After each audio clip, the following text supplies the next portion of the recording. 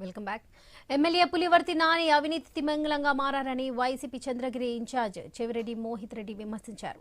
Tirupati rural మండలంలో ప్రతి పంచాయతీలో దర్గాగా భూములు కబ్జాలు చేస్తున్నారని ఆరోపించారు. ఏడాదిన్నరలోనే 300 కోట్ల రూపాయల అవినీతికి పాల్పడ్డారని తెలిపారు. అవినీతి ద్వారా డబ్బు సంపాదించలేదని కాణిపాకంలో ప్రమాణం చేస్తారా అని ఎమ్మెల్యే నానికి మోహిత్ రెడ్డి సవాల్ చేశారు.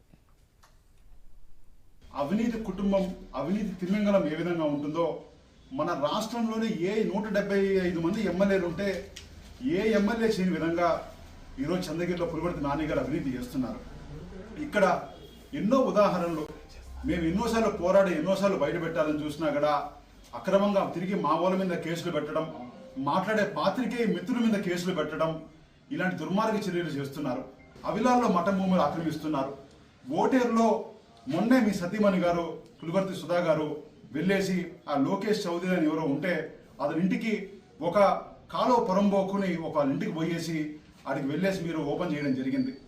అదేవిధంగా అక్కడ దాని పక్కన ఆ ఓటేరు చెరువు కూడా మొన్న కబ్జా చేస్తే సిపిఐ వాళ్ళు ఆల్ పార్టీ వాళ్ళు ధర్నా చేస్తే ఇప్పుడు ఆగింది. అది కూడా ఏ విధంగా కొట్టేయాలని చెప్పి ఒక దుర్మార్గం ఆలోచన చేస్తున్నారు.